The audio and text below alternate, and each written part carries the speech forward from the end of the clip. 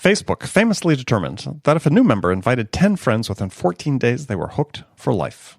So they focused religiously on driving the user experience to this key metric. If you apply this product-based approach to B2B sales, then you can identify those users that are ready to talk. And this method is known as the Product Qualified Lead, or PQL. So if you sell in a freemium, open source, or trial model, then the PQL method is critical to give your sales team visibility into who is ready to talk. So talk to your data team, or better yet, partner with Whaler's team of data scientists to develop a PQL model tailored specifically for your business. You'll be empowered by knowing exactly when a user is ready to convert. To see specific examples, go to getwhaler.com/Andy. That's GETWHALR.com/Andy. And as a bonus, if you sign up to learn more about Whaler and PQLs, then Whaler will send you their optimized 2-page master services contract that you can leverage for your own business free of charge.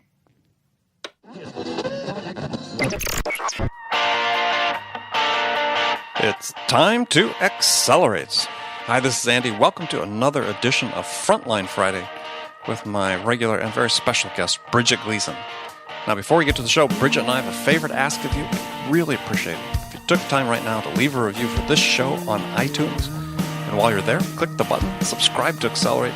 Make sure you get Frontline Friday automatically each week. Also, we need to hear from you. More specifically, we need your sales questions.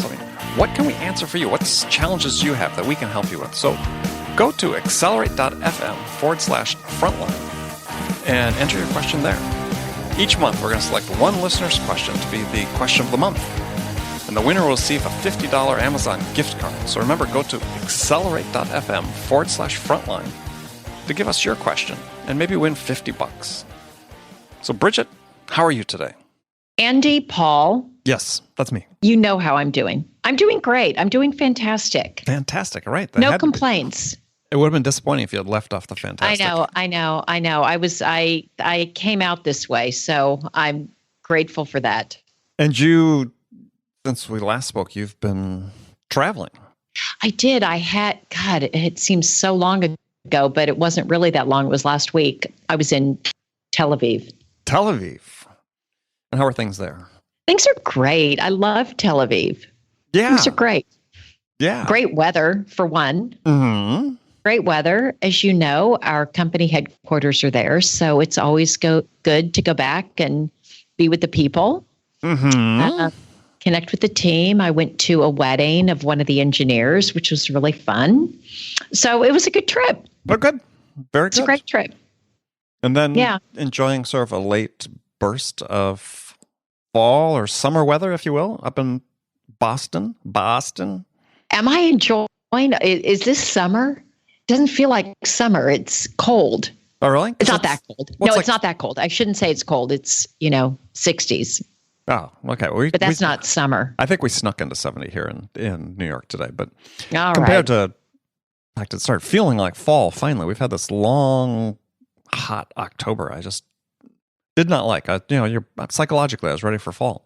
And it's come. It's come. Yeah. So this morning, out and running in through Central Park, one of my regular routes, saw a bunch of lights, and actually I took a picture, so I have to post it online. Is at 5:30 in the morning, the ice skating rink was already in operation in Central Park, the Woolman rink. And that's great. Yeah, all the little kids are out there with their figure skating coaches, doing axles and whatever, right? I don't know all those. I only remember all the terms. I only remember the terms when the Olympics come. Every 4 years, I sort of pick that up. But so it's kind of cool. So out there already doing their skating. That's wonderful. All right, so we have a guest today. Great. And fantastic. And joining us on the show is Phill Keene. He's the director of sales at Costello, and we're going to learn a little bit about Costello and talk about what they do. So Phill, welcome to the show. Thanks for having me. This is a pleasure, Bridget, and you. You guys put on a great show. I'm excited to be a part of it. Oh, great! We entertain ourselves, if nobody else. So thank you. Well, that's all that matters. I have a podcast as well. I have Real Sales Talk with Sean Mitchell, and we started it. It's kind of, at the very least, it's just I got to talk to a bunch of smart sales leaders, and I get to enjoy it. So Oh, good. That's right. Well, I don't know if you'll get the smart part here, but you at least have one sales leader with Bridget. So there you go. That's your mission partially completed. So there you go. All right. So tell us a little bit about Costello and what you do.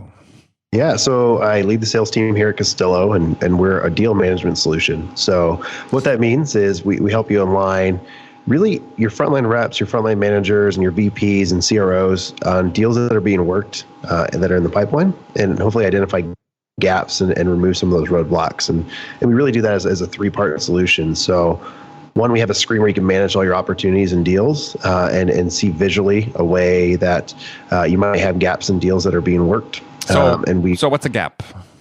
A gap could be things like I don't have a compelling event, or there is no access to signer yet, or it could be even things like why would they buy? So it's why me? Why right now? Why should I purchase today? Those types of questions and thinking about that stuff that you would typically do in a pipeline review. Those 5 or 7 questions usually used to interrogate your team. We want to give you a way that you can proactively see it in a visual way, and we do that inside of our software. All right. So interrogate the team. That always makes it sound like such a fun opportunity to get together. It's really going to encourage a lot of people to go into sales knowing that they're going to get interrogated. But I think, it's difficult because if you think about the world where sales exists today, is that for so long we've done pipeline reviews where you sit down and everybody bring all your deals to the table. I'm going to ask you these 5 questions, and here's all the things that I need to know about all these deals. And the problem is the real reason pipeline reviews should actually exist is to talk about ways to move those deals forward. And we want to give you a software that can hopefully see some of that a little bit sooner and be more proactive about that. So you can remove some of those roadblocks. So where's this data coming from? Just your CRM system? Great questions. So that's actually the first part of our solution that we started building, which is we actually guide you through conversations. So while you're on a call, we give you a way to capture information as well as capture notes, and also guide yourself into what you should be saying. So if I was on Costello right now, it would be reminding me about what question might come up next, or it would say something like, hey, if you're up against a competitor, what should my response be? And even simple things like at the end of the conversation, remind yourself to talk about what the path to signature could look like, or whatever your methodology is. We can really customize it to your world. And so sort of a guided selling. Yeah, guided selling. Yeah, definitely for people that are on the phone, they're making phone calls or in front of customers, and you want to be able to capture notes on your computer while you're talking to the customer, but also guide yourself through the conversation. It's crazy. So when I joined the team, the 2 founders had already done hundreds and hundreds of hours of interviews with sales leaders and AEs, and they done with different VPs of sales from all walks of life, sometimes in terms of types of companies. And what they found was all these reps were solutions for themselves. They were creating notepads where they write their questions down beforehand in their notepad, or they would just take notes in their notepad, and none of that information would get back to Salesforce. Only the required fields would get filled out, or they'd be in like Google Docs or Evernote or all these different places capturing information, but none of that stuff really sank back to the CRM in a really structured way. So I couldn't report against it. So it was really hard for me to grab that data. So that's a lot of what they start to see really early on. So they start to first find a solution that could solve the ad hoc solution side. So if they got that right, they could structure data in such a way that we can get it back into CRM and in Costello, where I can see gaps in the things that are actually being covered. And because we've structured it in a way, we can actually analyze that data. So that's the third part of our solution, is we look at things like when a competitor shows up, how likely am I from an SDR to an AE to convert that? Or things like if I have 2 problems solved instead of 1 problem solved, how often are we going to win that deal? We're looking at a lot of different data points to be able to look at conversion rates and information. Okay. Bridget, any questions? I think it sounds really interesting. Who's using it? So we have a ton of customers. So really it's customers that typically have more than 15, more than 20 reps, up to a couple hundred that are usually on Salesforce. It's just the best integration that we have. So most of our customers are using it, just like most customers that are using CRM are using Salesforce. A lot of tech-based companies. So tech companies are largely inside sales, a little more forward-thinking. things that we look for as we disqualify customers are people that have a process and have a documented process or like a playbook of sort put together. So we need that as a kind of a requirement because it just makes it easier for implementation, just makes it easier for the lift, and the manager's usually already thinking that way. And the second thing we're looking for is somebody that has a VP of sales that wants to actually enforce that process and put it in play.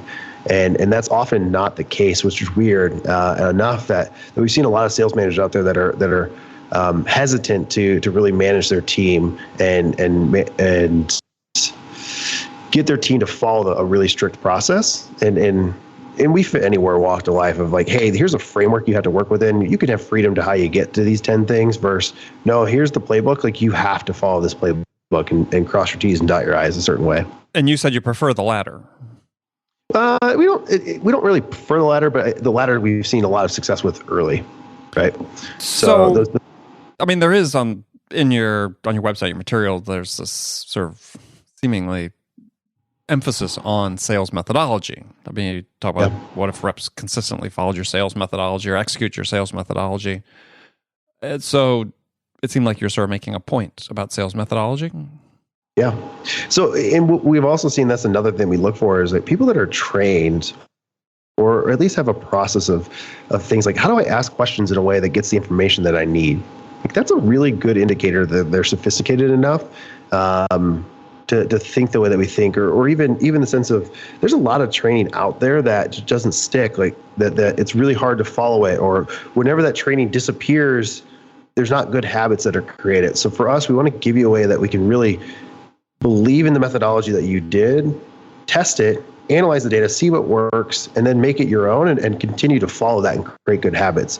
And that's a lot of what Costello does by guiding you through those calls is we really put it in your world, and it's very custom to your world and your methodology and your process. And we're really, really able to be pretty flexible when it comes to that. So, but if you have a sales methodology and a sales process and you want to enforce that process, you're a good fit to be a customer most times. So, Phill, you said that there are companies that aren't a good fit. And you said there are some VPs of sales or managers that don't want to enforce a methodology. Why? Yeah, so I think it's not that they don't want to. I think it's that they either don't know how. So I think it's three different things. So I think we promote managers sometimes often too early without giving them the skills to be a manager. So they're the top performing rep, and we make them a VP of sales, or we make them a director of sales, and we haven't taught them leadership skills. And that's not just sales; it's all walks of life and all different types of management roles. But sales, I've seen it a lot. I think people are often afraid to manage a lot of their lone wolves, and they don't know how to manage the middle of the pack, or they don't manage the middle of the pack. They usually often focus on top performers or the lowest on the totem pole performers. But if they just focus their time more on the middle of the pack, they would actually get a bigger lift. And then the third thing we've actually seen is that they just don't know what to coach on sometimes. So those are factors that play into not being a great fit. And we can coach you through some of that. It's just trying to figure out the people that, if you think about who's a perfect fit for us, are the people that can come to us with a documented book that says, here's what I do, here's how we do it, here's how I handle all these objections, here's all the things we're working on. And then we structure it in a way in Costello that makes it so their team can follow it. So can I ask a question about sales methodologies? Yeah, absolutely. I mean, I know we're not talking about it per se, but we're sort of touching on it. So if you look at the data, quote unquote data, right? And I'm putting it in air quotes here, is because there's a variety of research reports out about sales performance, sales productivity, which we have to take with a grain of salt because largely self-reported results that come back in, right? Even CSO Insights, fairly comprehensive in terms of number of companies, but self-reported. So you have to take that a little bit with a grain of salt. But if we accept to a certain degree that only 50% of sales reps are making quota, and if it's alluding to what you talked about with Phill before, the managers are sort of just paying attention to the top performers and the real laggards. So we've got this 80-20 Pareto distribution. 20% of our reps developing 80 or delivering 80% of our business. If that's the case, can we sort of make a statement that sales methodologies really don't work then? Because no, I don't think so. So if you really think about it, sales methodologies are usually often put together by somebody that's built this process and they've seen it work over a certain time frame. But can you say it's working if only 20% of them, or 50% even the max, if only 50% are using it to succeed by a common definition of success? Are they really working? The people that are top performers have a process. So whether they tell you that or not, so all the conversations I've had with top performers, lone wolves, they have, and even people that are top performers that follow a very strict methodology, I'm talking the top 1%, the top even 5%, they follow a process every single time. And they know what they're trying to find on every single phone call. And they know the process of how they identify gaps. And they're good at that. Sure. And there is a methodology behind it. Well, but it's their methodology. I'm talking about, these sort of blanket methodologies that we come out and train. And because my experience, it's only 40 years now managing salespeople, is that, top performers, they've got their own process. Maybe. I mean, a lot of them learned it from somebody, though. So it came from a sales manager who maybe saw Zig Ziglar 30 years ago. Or it's somebody if it's somebody from me, right? I'm a Sandler guy. So I've learned it from Sandler. I was a top performing person because I dedicated myself to learning the process and I leaned into it and I know the process works. And I actually think if you can get people to follow the process a little bit tighter, and then you analyze the data to see it's working and it can guarantee it's working, you can see big lifts. Like we've seen customers go from like an SDR team conversion rate go from 7% to 13% to 25% in 40 days. And that's over the entire team. And we've also seen customers where once they start to apply the methodology, their conversion rate to get to the stage that they need to get to, that they know they win most deals that they get to that stage, go up dramatically. And even to have the ability to look at, if I just follow the process a little bit tighter, I can scale and make this better. But if I just get my team to get a little bit better at finding earlier in the process that there's actually a legal process for me to go through, they're going to overcome that hurdle earlier. Like you can figure out why you're losing deals in the methodology itself. So think about like Sandler, there's hundreds and hundreds and hundreds and thousands of reps out there that have used it and have been successful with it. Like I've sat in classes, I still sales train today or go to sales training. I sat in a class and watched a guy come back and say, hey, I tried the pain funnel for the first time and I'm about to close a 7-figure deal because of it. Sure. So I know it works. Like they've seen it, but it's how do you apply that to a mass? Right. So I'm saying that in sort of the bigger sense is, can you make an argument that something really works if, half the population doesn't achieve their goals? But do we think that they're not hitting their goals because they're not following the process or following the methodology? I don't know. It's not an easy question. I'm playing devil's advocate here because absolutely. Because there's articles being written, things I've read this week about sort of about the same thing as where should you be devoting your efforts, at your top performers, how can we improve what I call the middle class of sales, that right. middle group, how can we company's going to benefit if we can improve them 5%, the overall lift to the, but it never happens. And we apply these methodologies and we apply process, and unless we uniformly say, you as a sales manager, you're a failure because only 50% of your people hit quota. Right.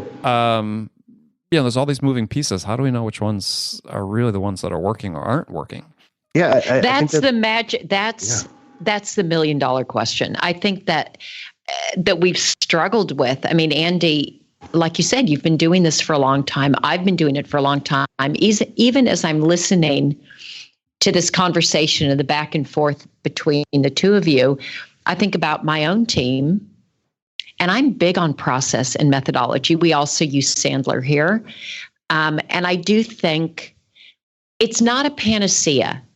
A methodology is not a panacea. Following a process, it's not going to mean everybody hits their number because I think you've got the human element. And I even see variations on my team and people who work harder and follow it more closely and study it more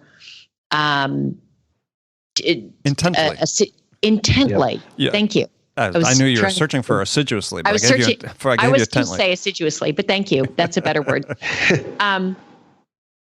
So I think it is. I guess I'm also thinking about if it were in this framework that it were always like guiding them through, like Costello. I'm thinking about how that would work. Definitely having prompts is helpful. Yeah. I think sales is also very much people buy from people, and you can follow a process, but if you're not able to genuinely create rapport and genuinely be curious and genuinely have some human connection, those are the reps I don't think do as well, even if they follow a very strict process. So I think there's still that human element, which is hard to capture in a tool. Well, and you know my belief on this is, and we've talked about this on Fridays before, is, I trotted out the quote from Harrington Emerson, who was a turn of the 20th century business theorist, but who's well quoted. And he basically says, talks about the difference between methods and principles. He says, as to methods, there may be a million and then some, but principles are few. The man who grasps principles can successfully select his own methods. The man who tries methods ignoring principles is sure to have trouble. And I think, to me, that is the fundamental issue with sales, is that, as you were talking about, Bridget, the basic principles, like my BALD, B-A-L-D acronym, is how do we get people to master these first principles of selling? Because then you lay a methodology on top of it. There's a foundation to help them succeed. But I think we push people into these methodologies without teaching them the basic principles of selling and how to engage and connect and build trust with humans. And I always think back to this example, sort of analogy that I remember some friends who are airline pilots talk about. Is we'd be sitting around talking, and whenever they're in the news, there's something about a plane crash in a developing country. A pilot flew a plane into a mountain. He'd always say, the friend would always say, well, that was avoidable. He said, but the problem is those pilots don't know how to fly. I said, what do you mean? They're at the controls of a 767. He says, no. He said they're trained in a simulator, and they can fly the simulator, which is like flying the plane, but they've never flown the small planes, right? They've never gone out there and stalled and so on. Because commercial airplanes, at least when the U.S. airlines, oftentimes the first time a pilot gets upgraded to fly a bigger plane, the first time he actually flies the plane is with passengers in the back, because the simulators are so good. So he's saying that they hadn't been in the military, so when they got into trouble, they didn't know how to fly, so they crashed. And I think we have that same sort of issue in sales. Is we've got methods, but people don't understand the fundamental principles. Yeah, and that's actually something we've seen with our customers when they put Costello in place. Is it's not a script, it's just guided selling. It's prompting you, like thinking about things that you should say or things you should talk about. And what we've found is it gets you back to the level of, hey, if I'm putting question 1 here, if I'm putting prompt 1 here, what do I want to find out? Like, why do I want to ask this question? Like, what ultimately am I trying to build upon here in the conversation? And we're forcing people into that thought process of thinking through step by step by step of like, what could be the potential outcome? Why would I have that conversation? Why would that be valuable for them? And it naturally happens when you start thinking about it and you start to put together templates for your calls about, all right, what's the thing that we want to overcome here? And it's really fun. Like even the SDRs that we have here, I have one that his name is Sam, and he and I are at a level where it's even thinking about like, why would you ask that question? Like, what are you looking to understand in that question? Like, how could you phrase it to get the answer that you like, but also do it in a very tactful way? And he's got to this really healthy mix. It's actually fun. Like right before I jumped on, and I was joking, I was like, you got time for one more phone call? Can you set a meeting? And he actually did set a meeting. It was just kind of one of those, the things that happen where it all kind of comes together at the right time. But it was really a really good mix of like, he started off and followed his template that he was thinking about, and then knew when to break it, because he's a good sales guy. We hire salespeople. Like we hire people that are good at building relationships. That's what we do as salespeople. That's who we typically hire. The problem is most salespeople don't think the other direction. They don't think about process-oriented type stuff. So if we can help salespeople that aren't typically process people be more process-driven, it kind of brings both worlds together at the same time. And it's fun to watch somebody like Sam who can break a script or break a template immediately and get into the conversation. And then all of a sudden he's talking about his college and the college that this guy went to. And then it's like, oh, back to my script and back to my conversation, my template. And I'm still getting the things I want. Like, it's amazing to watch somebody that can bounce in and out of that and still build what you're saying, the relationship, but also still get the things he needs in a call that gets to the place where like, wow, I'm really excited about talking about this. Like that's a really, it's a skill. It's something you can hire for, but we give them the process in front of you, so you remember to follow it and you're still stay on track with the call. So how do you hire for it? I think you hire for salespeople the same way you always have. There's skills that you want. There's grit that you need to hire for, and you're going to make bad hires. It happens. I think at the same time that most people don't start an organization and get like just to be demotivated. Like there's something along the way that typically. Happened. Yeah, not typically. They don't start the organization thinking they want to leave right away. Like there's something that happens along the way, and there's probably a reason why. And I think if you invest in them, if you invest in your people, and I think that's a big thing. If you don't invest in training and development and give them a path, like why would you want to be in an organization that doesn't invest in you? It doesn't really, just thinks of you as just a widget inside of the organization. Like, and that does happen.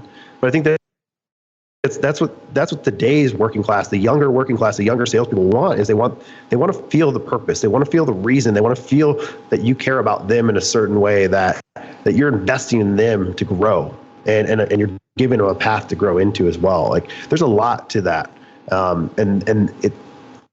I would say people are actually relatively good at finding the right type of people, but there's something that happens along the way and you're going to miss it sometimes. But we typically do things as leaders that disengages them. Well, yeah. I mean, at least one study that had come out last year had said that the primary reason salespeople turn over is because of their manager. Right.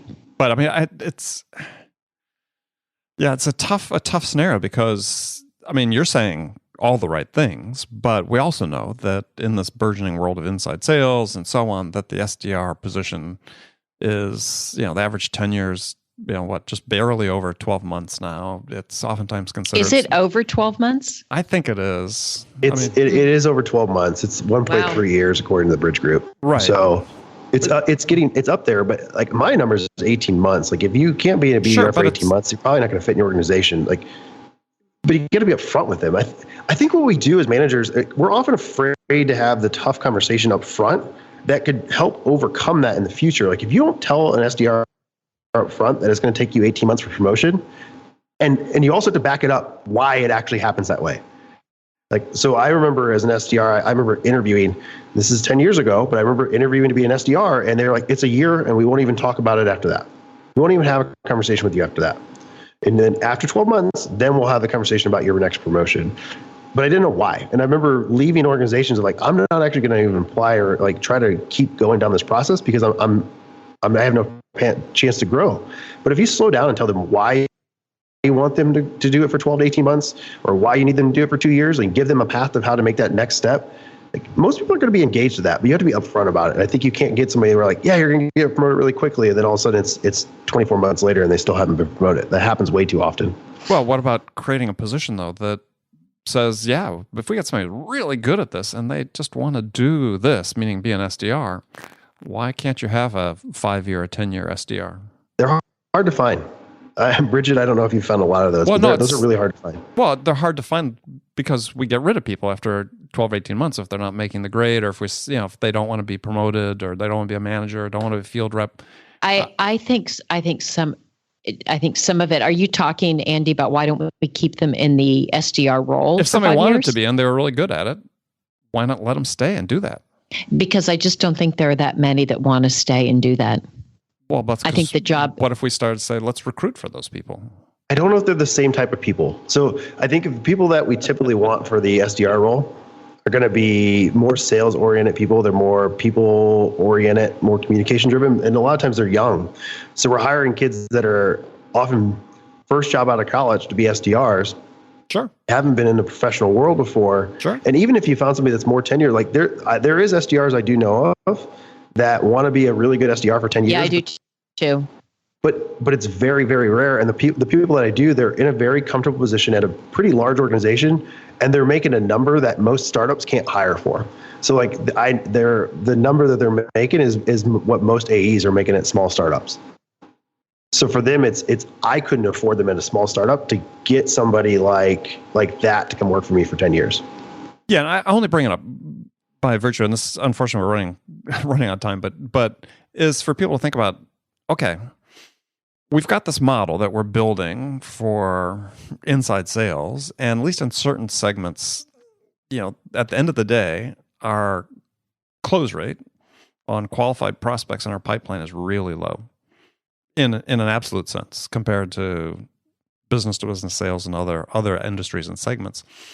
And that, to me, that's going to have to change to make this model sustainable.